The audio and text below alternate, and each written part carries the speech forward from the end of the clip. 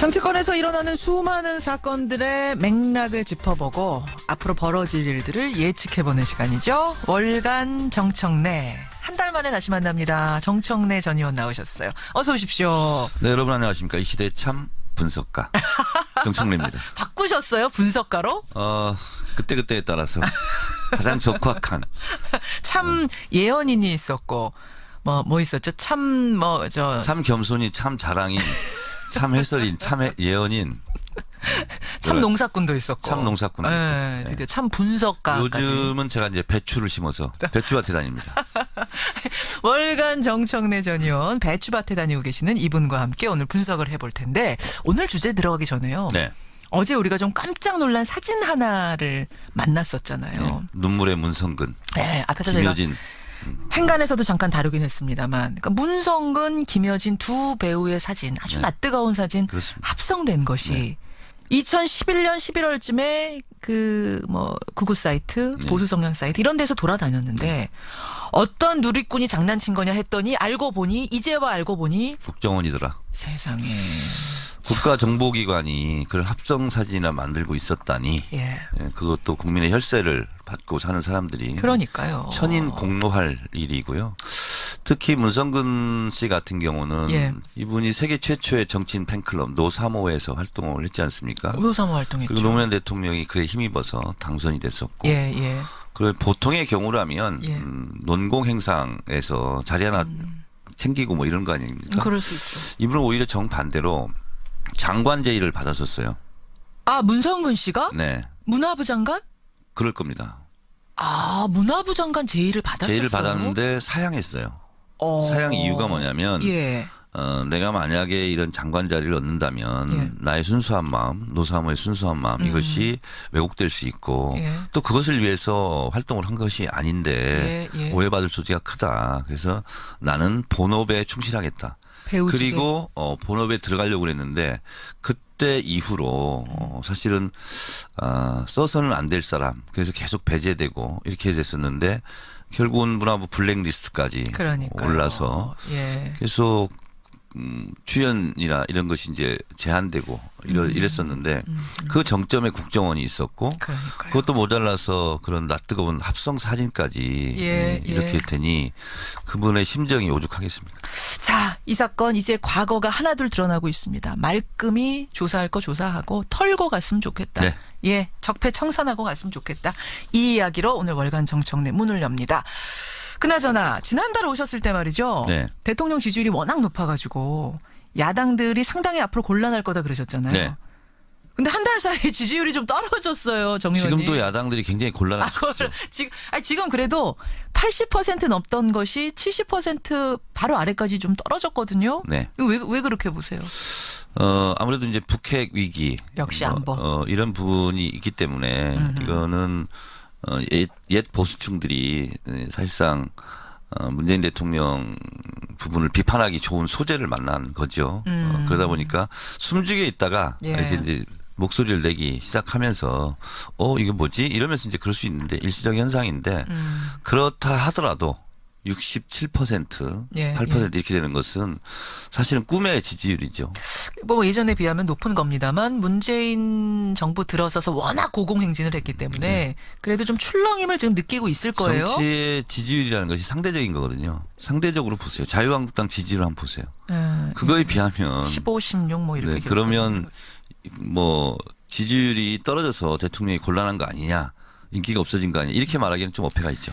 근데 이제 안보야 뭐 외부적인 요인이니까 어쩔 수 없다지만 인사잡음. 네. 이 검증은 잘했더라면 사실은 좀 피해갈 수 있는 문제였는데 네. 이 부분에 대해서는 여당 내부에서도 뭐 정부 내부에서도 얘기가 좀 나오죠.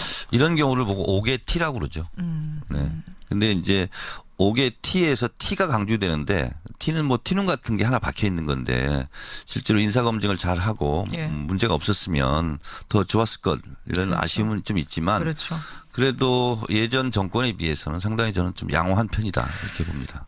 박성진 중소벤처기업부 장관 후보자. 네. 여기가 이제 지금 문제예요. 국회에서는 부적격 보고서가 채택이 됐습니다. 사실은 여당 의원들이 끝까지 막으려면 막을 수는 있었는데 네. 무산시킬 수 있었는데 퇴장해버린 거잖아요. 네. 이거는 묵인했다고 봐야 되는 거죠. 동조한다고 봐야 되는 거죠.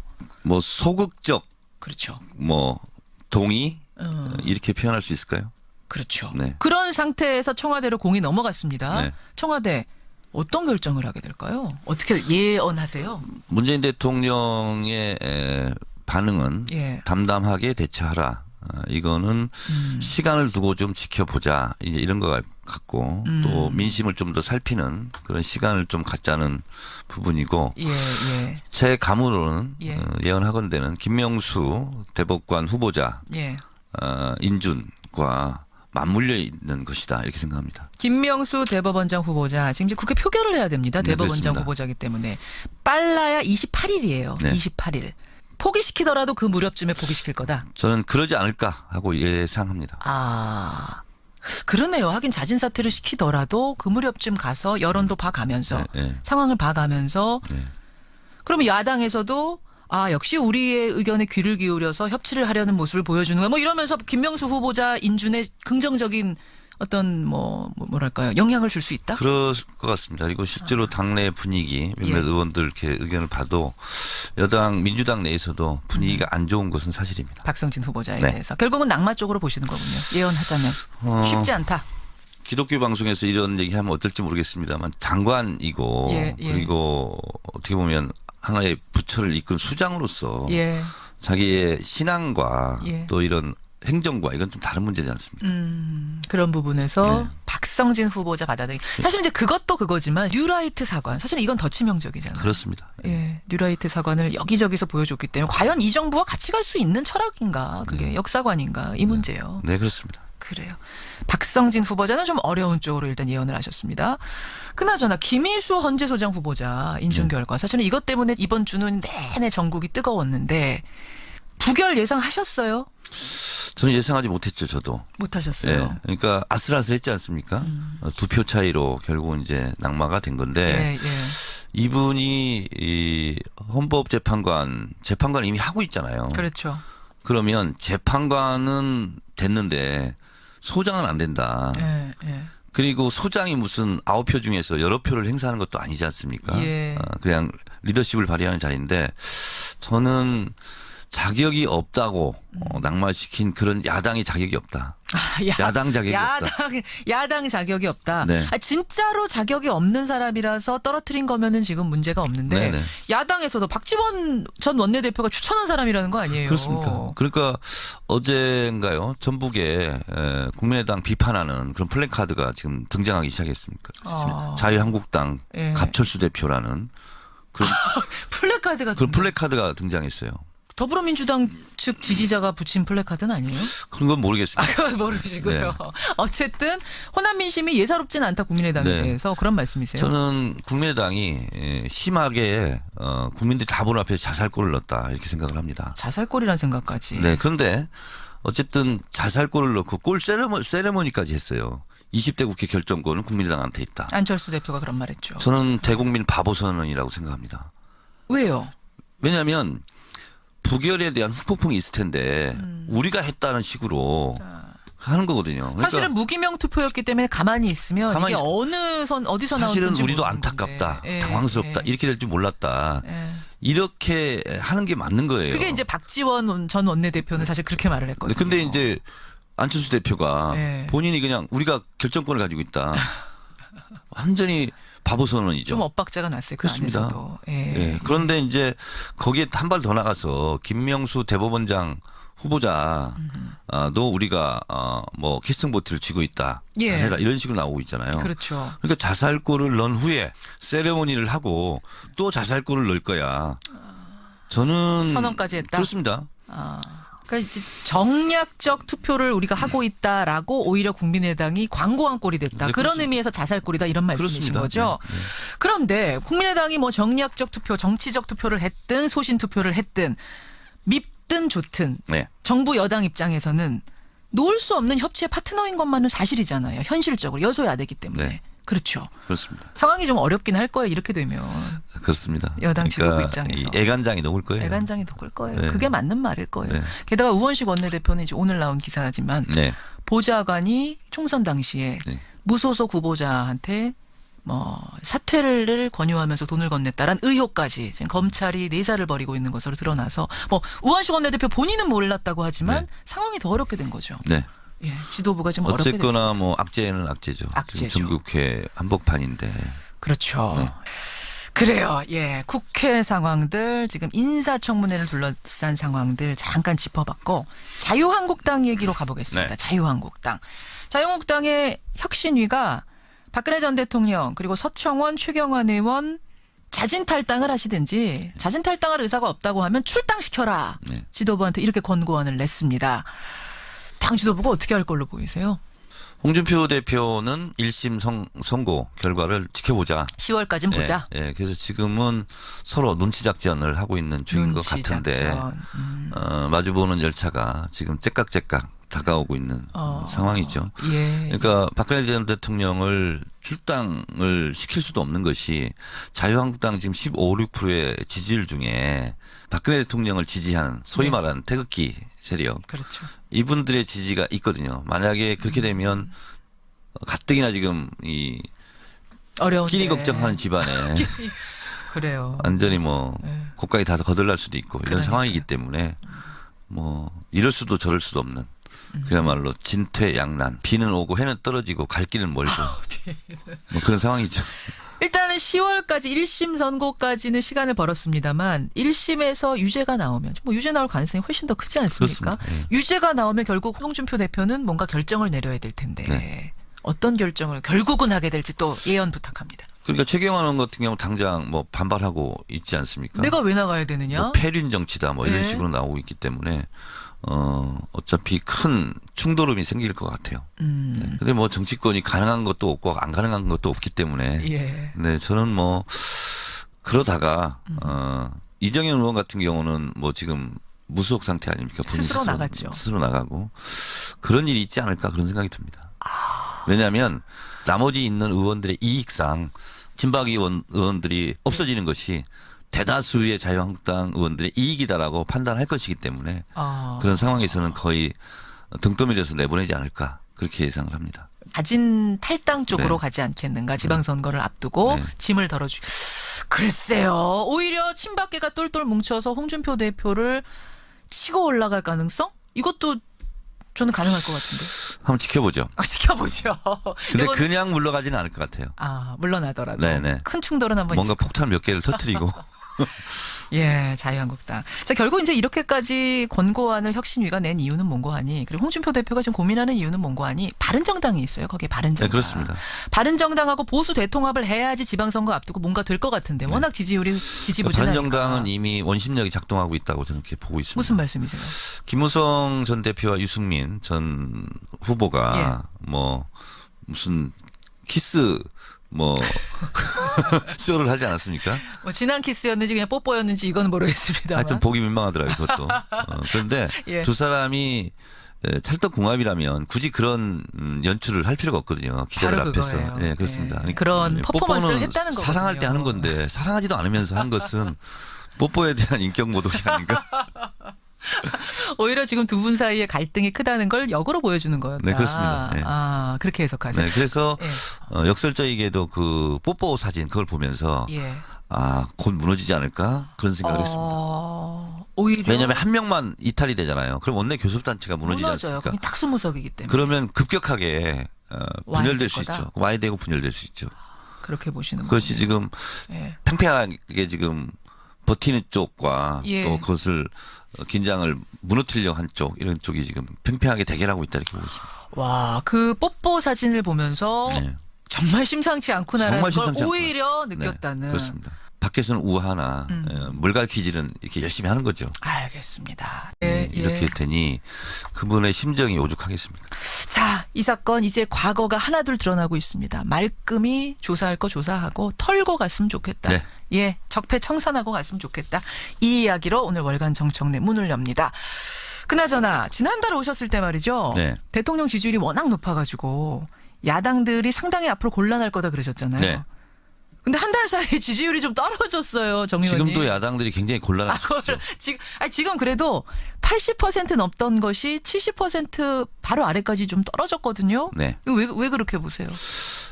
아무래도 이제 북핵 위기 역시 안보. 이런 부분이 있기 때문에 이거는 옛 보수층들이 사실상 문재인 대통령 부분을 비판하기 좋은 소재를 만난 거죠.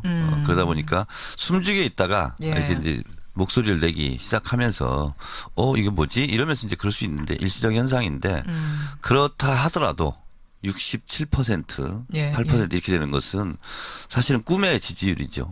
뭐 예전에 비하면 높은 겁니다만 문재인 정부 들어서서 워낙 고공행진을 했기 때문에 그래도 좀 출렁임을 지금 느끼고 있을 거예요. 정치의 지지율이라는 것이 상대적인 거거든요. 상대적으로 보세요. 자유한국당 지지율 한번 보세요. 그거에 비하면 15. 정치권에서 일어나는 수많은 사건들의 맥락을 짚어보고 앞으로 벌어질 일들을 예측해보는 시간이죠. 월간 정청래. 한 달 만에 다시 만납니다. 정청래 전 의원 나오셨어요. 어서 오십시오. 네, 여러분 안녕하십니까. 이 시대 참 분석가 정청래입니다. 바꾸셨어요? 분석가로? 그때그때에 따라서 가장 적확한 참 예언인이 있었고 뭐 있었죠? 참 겸손이 참 자랑인 참 해설인 참 예언인 참 농사꾼도 있었고 참 농사꾼도 네, 있고. 네. 참 분석가까지. 요즘은 제가 이제 배추를 심어서 배추밭에 다닙니다. 월간 정청래 전 의원 배추밭에 다니고 계시는 이분과 함께 오늘 분석을 해볼 텐데 오늘 주제 들어가기 전에요. 네. 어제 우리가 좀 깜짝 놀란 사진 하나를 만났었잖아요. 네. 눈물의 문성근, 네, 앞에서 김여진. 제가 행간에서도 잠깐 다루긴 했습니다만 그러니까 문성근, 김여진 두 배우의 사진 아주 네. 낯뜨거운 사진 그렇습니다. 합성된 것이 네. 2011년 11월쯤에 극우 사이트, 네. 보수 성향 사이트 이런 데서 돌아다녔는데 어떤 누리꾼이 장난친 거냐 했더니 이제와 알고 보니 국정원이더라. 세상에 국가정보기관이 그걸 합석 56 뭐 이렇게 네, 그러면 뭐 지지율이 떨어져서 대통령이 곤란한 거 아니냐, 인기가 없어진 거 아니냐 이렇게 말하기는 좀 어폐가 있죠. 근데 이제 안보야 뭐 외부적인 요인이니까 어쩔 수 없다지만 인사잡음. 네. 이 검증은 잘했더라면 사실은 좀 피해갈 수 있는 문제였는데 네. 이 부분에 대해서는 여당 내부에서도 뭐 정부 내부에서도 얘기가 좀 나오죠. 이런 경우를 보고 옥의 티라고 그러죠. 네. 근데 이제 옥의 티에서 티가 강조되는데 티는 뭐 티눈 같은 게 하나 박혀 있는 건데 실제로 인사 검증을 잘 하고 예. 문제가 없었으면 더 좋았을 것 이런 그렇죠. 아쉬움은 좀 있지만 그렇죠. 그래도 예전 정권에 비해서는 상당히 저는 좀 양호한 편이다 이렇게 봅니다. 박성진 중소벤처기업부 장관 후보자. 네. 여기가 이제 지금 문제예요. 국회에서는 부적격 보고서가 채택이 됐습니다. 사실은 여당 의원들이 끝까지 막을 수는 있었는데 네. 무산시킬 수 있었는데 그냥 퇴장해버린 거잖아요. 네. 이거는 묵인했다고 봐야 되는 거죠. 동조한다고 봐야 되는 거죠. 뭐 소극적 그렇죠. 뭐 동의 이렇게 표현할 수 있을까요? 그렇죠. 네. 그런 상태에서 청와대로 공이 넘어갔습니다. 네. 청와대 어떤 결정을 하게 될까요? 어떻게 예언하세요? 문재인 대통령의 반응은 예. 담담하게 대처하라. 이거는 시간을 두고 좀 지켜보자. 이제 이런 것 같고 또 민심을 좀 더 살피는 그런 시간을 좀 갖자는 부분이고 예. 제 감으로는 예. 예언하건대는 김명수 대법관 후보자 예. 인준과 맞물려 있는 것이다 이렇게 생각합니다. 김명수 대법원장 후보자 지금 이제 국회 표결을 해야 됩니다. 네, 대법원장 그렇습니다. 후보자이기 때문에 빨라야 28일이에요. 네. 28일. 포기시키더라도 그 무렵쯤에 포기시킬 거다. 저는 그러지 않을까 하고 예상합니다. 그러네요. 하긴 자진 사퇴를 시키더라도 그 무렵쯤 가서 여론도 봐가면서 네. 상황을 봐가면서 네.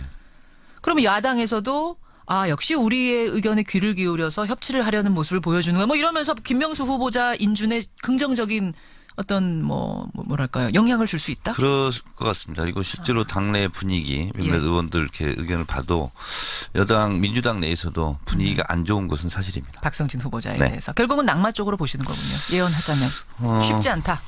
기독교 방송에서 이런 얘기하면 어떨지 모르겠습니다만 장관이고 예. 그리고 어떻게 보면 하나의 부처를 이끈 수장으로서 예. 자기의 신앙과 예. 또 이런 행정과 이건 좀 다른 문제지 않습니까? 그런 부분에서 네. 박성진 후보자 받아들이기. 사실 이제 그것도 그거지만 뉴라 사진이나 만들고 있었다니 예. 예, 그것도 국민의 혈세를 받고 사는 사람들이 그러니까요. 천인 공로할 일이고요. 특히 문성근 씨 같은 경우는 예. 이분이 세계 최초의 정치인 팬클럽 노3호에서 활동을 했지 않습니까? 의사모 활동했죠. 그리고 노무현 대통령이 그에 힘입어서 당선이 됐었고 예, 예. 그 보통의 경우라면 예. 논공 행상에서 자리 하나 챙기고 뭐 이런 거 아닙니까? 그럴 수 있죠. 이분은 오히려 정반대로 장관 제의를 받았었어요. 아, 문성근 씨가 네. 문화부 장관? 그럴 겁니다. 아, 문화부 장관 제의를 받았었어요. 제의를 받았는데 사양했어요. 사양 이유가 뭐냐면 예. 내가 만약에 이런 장관 자리를 얻는다면 예. 나의 순수한 마음, 노사모의 순수한 마음 이것이 왜곡될 수 있고 예. 또 그것을 위해서 활동을 한 것이 아닌데 예, 예. 오해받을 소지가 크다. 그래서 나는 본업에 충실하겠다. 배우시게. 그리고 본업에 들어가려고 그랬는데 그때 이후로 사실은 써서는 안 될 사람 그래서 계속 배제되고 이렇게 됐었는데 결국은 문화부 블랙리스트까지 그러니까요. 올라서 예. 계속 출연이나 이런 것이 이제 제한되고 이랬었는데 그 정점에 국정원이 있었고 그러니까요. 그것도 모자라서 그런 낯뜨거운 합성 사진까지 예.